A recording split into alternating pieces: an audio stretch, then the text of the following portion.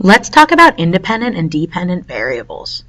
If you don't have it out already, please take a moment to pause the video and get out your interactive notebook. When you're ready to begin, please flip to the next blank page and title it Independent and Dependent Variables.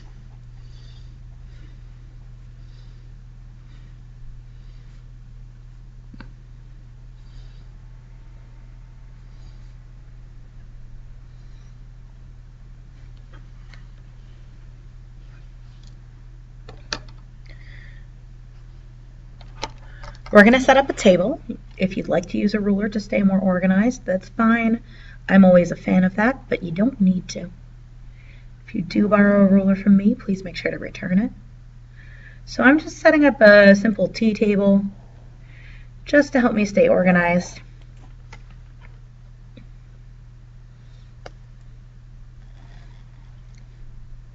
It's going to take up about half of my page. Please make sure also to put your date on the page, whatever day you may be watching this.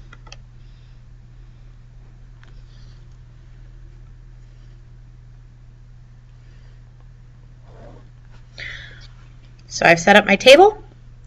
If you need a moment to catch up, please pause the video here to set up your own table. On the left-hand side of my table, I'm going to write independent variables.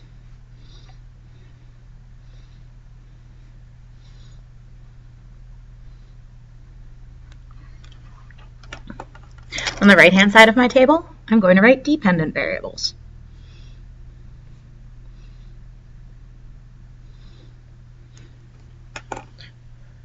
So you've learned about independent variables and dependent variables in science, all right? In science, we typically think of independent variables as the cause.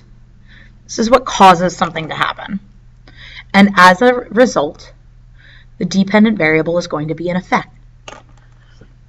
This is still true in math. We tend to use a little different language, but it's absolutely still true. The independent variable is our cause, and the dependent variable is our effect. The next two definitions I'm going to have are kind of tricky just because they are a little recursive. They use the same words that I started with. All right? The independent variable is called that because it changes independently.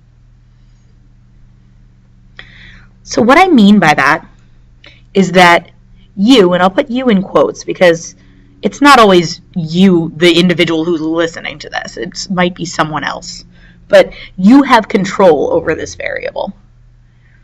And in fact, the person who controls it might not be a person. It might be a thing. So you have control over this variable.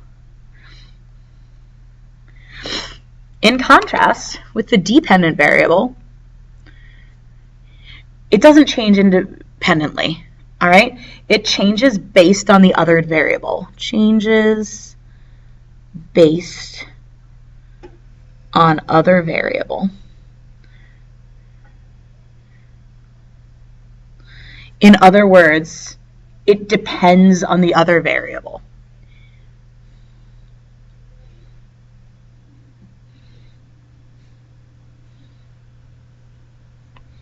That's kind of silly because it has that same word, depend, in it. But that's a helpful way to remember it, if that makes sense to you. So it depends on the other variable, which means you don't have control over this one.